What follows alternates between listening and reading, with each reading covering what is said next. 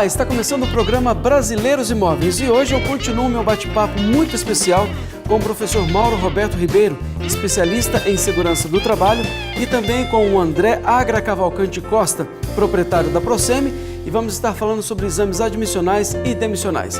Está começando o programa Brasileiros Imóveis, o seu portal de imóveis na TV.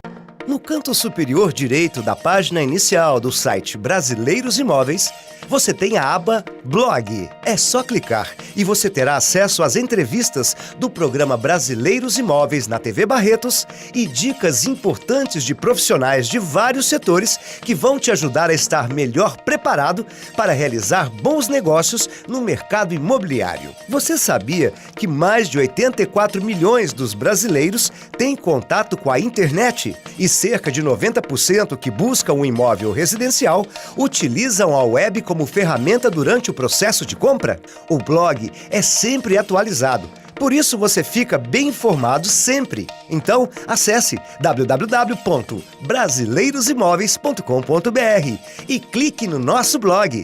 Tecnologia e praticidade a serviço do mercado imobiliário.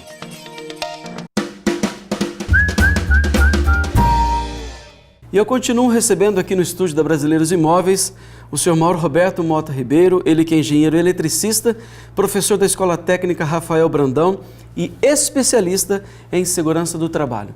Então, o nosso assunto hoje é para você que está construindo ou reformando e tem prestadores de serviço aí. E segurança do trabalho, como a gente já vem conversando, é um assunto muito extenso e importante, né? Cabe ao engenheiro também ser um fiscalizador da obra ou não?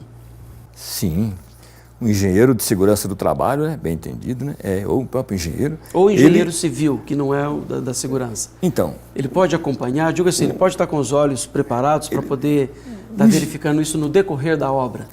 O engenheiro civil que acompanha a obra, por exemplo, ele não, embora não tenha a especialização em segurança do trabalho, mas ele pode analisar, verificar, analisar risco que existe lá, pelo menos o que está na cara. Por exemplo, um condutor mal emendado, exposto com os condutores expostos, acima da isolação deteriorada, né? Um trabalho à altura perigoso que a pessoa encaiu, um andame mal colocado, mal construído, de qualquer maneira, ele poderia ter essa atividade de parar com isso aí antes que aconteça acidente, quem vai responder seria o proprietário da obra. Quer dizer, ele não teria uma responsabilidade sobre acidentes na segurança do trabalho, vamos dizer assim. Entendi. O senhor disse antes de rebocos, né, que trazem problemas, esse tipo de coisa. Antes da obra começar, os funcionários, eles passam por um exame de saúde para depois, no decorrer da obra, apresentam alguma coisa? Então, toda obra, todo funcionário admitido tem que fazer o exame admissional. Está previsto na NR7, que é o Programa de Controle Médico de Saúde Ocupacional. Então, o certo seria a pessoa passar por esse exame, fazer esse exame. Por quê? Porque durante a obra, que às vezes demora 6 meses, 1 ano, ele adquiriu uma doença ocupacional, que doença ocupacional também é um acidente de trabalho. Por exemplo, ruído. Se ele ficar surdo, adquirir uma certa surdez, é um acidente de trabalho. Ele adquiriu devido ao barulho intenso na obra. Tá certo? Um risco químico, por exemplo, poeira de cimento, né? A pessoa faz confusão entre pó e poeira. Pó está sentado, poeira está no ar, né? Então a poeira que sobe, que ele respira e vai para o pulmão, mas eu já respiro, não acontece nada. Não acontece agora. Daí 1 ano, 2 anos, aí vem uma doença no pulmão irreversível para ele.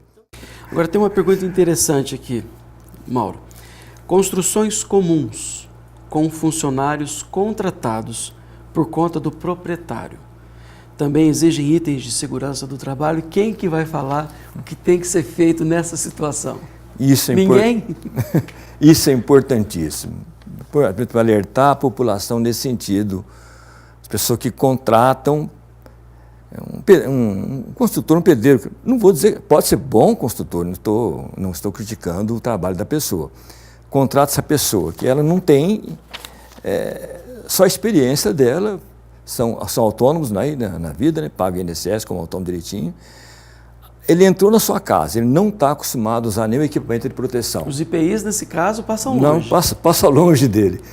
E acontece o acidente, por exemplo, uma queda de altura, um choque elétrico que pode levar ele à morte. Quer dizer, o proprietário que contratou ele passa a assumir essa responsabilidade.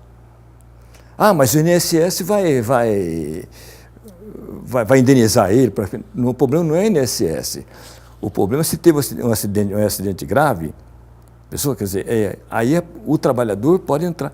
Não tinha EPI, não tinha nada, não foi fornecido EPI, não nada. Quem é a obrigação de fornecer EPI?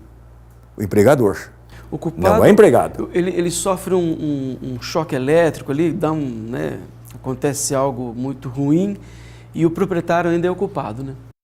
O proprietário é culpado. Por quê?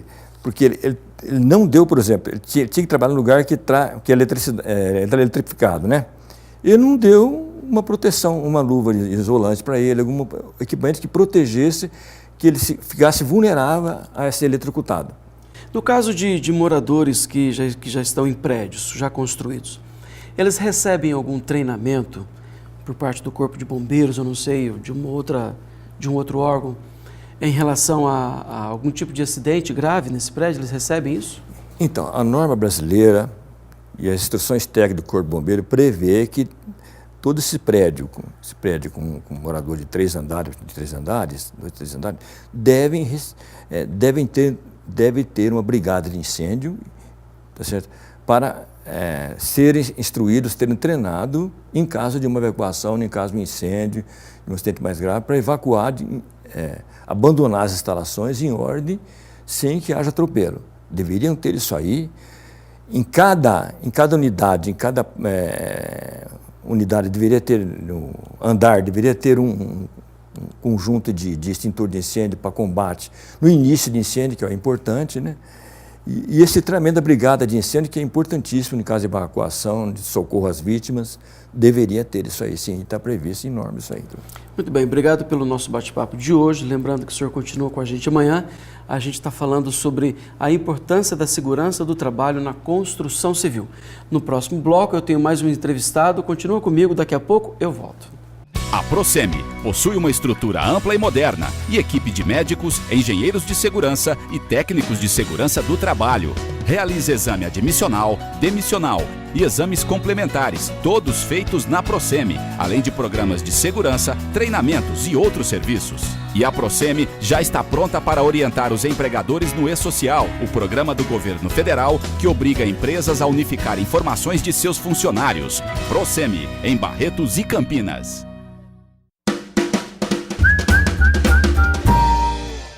Agora o assunto são exames admissionais e demissionais. E para falar sobre esse assunto, eu recebo mais uma vez o André Agra Cavalcante Costa, ele que é proprietário da Procemi, Segurança e Medicina do Trabalho. E eu quero começar fazendo as perguntas de hoje, da quarta-feira, dizendo quais são os exames médicos obrigatórios do PCMSO. Bom, Kleber, os exames hoje obrigatórios são os exames admissionais, né? Que é feito antes da contratação, né? Tem o exame periódico, que são os exames que tem que ser feito durante, costuma ser de ano em ano, mas isso vai depender muito do grau de risco da empresa, né? Construção civil costuma ser 2, às vezes até 3 muitas vezes. Então, costuma ser periódico 1 ano a partir do exame admissional. Né? Retorno ao trabalho, né? Quando o funcionário ficou afastado há mais de 30 dias. Mudança de função, quando o funcionário está mudando a função, ele foi contratado por uma função e hoje ele vai ser passado para uma outra função. Se essa mudança houve uma alteração de risco, tipo assim, deixa eu me expressar melhor, se ele hoje está numa função que existe risco X e ele vai mudar para uma outra função que existe um risco Y, ele tem que ser feito esse exame. Caso contrário, se ele saiu daquela função e para essa, mas os riscos são os mesmos, ele não há necessidade de fazer esse exame. E o demissional, né? A partir do momento que ele foi mandado embora, a empresa tem até 30 dias antes da homologação para poder fazer esse exame demissional. O que é uma doença ocupacional? Bom, doença ocupacional é aquela doença que você adquiriu adquiriu ou você você já existia, mas ela aumentou, entendeu? E no trabalho, entendeu? No caso de eu estar construindo um quartinho lá no fundo de casa, aí eu contrato um pedreiro que eu conheço, que é meu amigo, e ele vem mais 2 serventes. De repente, um desses serventes acontece alguma coisa, como uma hérnia, ele acabou pegando um peso que não deveria. O que isso implica para mim, que estou construindo?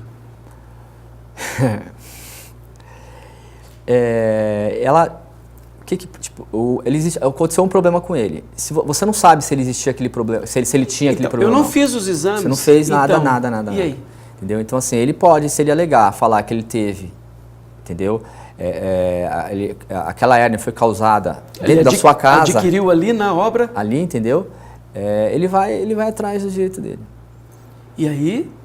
Que documento que você tem para... E no caso de eu não ter contratado um engenheiro, e mesmo ter contratado um pedreiro e 2 serventes, eu, não sendo engenheiro, eu posso, de alguma maneira, levar essas 3 pessoas que eu estou contratando para serem feitos esses exames? Porque na verdade é o seguinte, você fazendo a partir do momento que você vai fazer esses exames, vai mandar lá na Procem para poder fazer esses exames. Então como é que eu levo eles, eu peço para eles irem? Na verdade eles acabam indo, né? Mas assim, o que acontece? O ideal é você ter todo aquele programa que nós já comentamos. Você tem que ter um PPRA, um PCMSO daquele local que está sendo trabalho, daquele local que está sendo... fazendo uma piscina. Mesmo eu não tendo CNPJ, eu sou uma pessoa física, eu posso contratar isso? Não, pessoa física não precisa. Seria no caso de empresa. Você falou em reforma de casa, isso, né? Nesse caso que é muito comum a gente ver. Não, na verdade, esse assunto que nós estamos falando é totalmente voltado para a CNPJ. Tá. Entendeu? Então, nesse caso, se a pessoa contratou esses 3 profissionais aí, e surge qualquer problema ali, no caso, e o servente entrar com um processo, uma coisa, é problema para quem está construindo.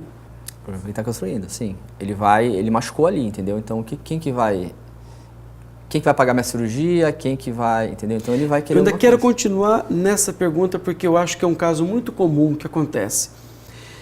Se eu tenho ciência disso, que eu preciso colocar esses profissionais, eu preciso fazer esses exames, mas eu não tenho CNPJ. Não existe um plano B, não tem como eu fazer com que essas pessoas façam um exame para, de repente, só construir um quartinho ali no fundo, ou eu tenho que contratar um engenheiro para um CNPJ? Então, na verdade, o ideal é isso, né? Se parar para pensar, o caminho seria isso aí, entendeu? Até porque você vai ter que ter um engenheiro. Ele vai ter que, tipo assim, até para você pegar um alvará, né, você tem que ter tudo, né, alvará para uma reforma, uma coisa, creio não, você vai ter que ir na prefeitura pedir isso aí e vai ter que ter um engenheiro assinando. Então, mesmo assim, algo como autônomo agora, não tem? Então, a parte da segurança do trabalho, a medicina do trabalho, ela é totalmente voltada para a CNPJ. Entendi. Então, ou seja, a gente chegou na conclusão que é um risco. Isso. Né? Eu corro esse risco. Corre o risco. Bom, eu conversei hoje com o André Agra Cavalcante Costa, ele que é proprietário da Procem, Segurança e Medicina do Trabalho. O nosso bate-papo continua até a gente chegar no final da semana. Obrigado pelas informações de hoje. Até amanhã e boa noite. Acesse www.brasileirosimóveis.com.br.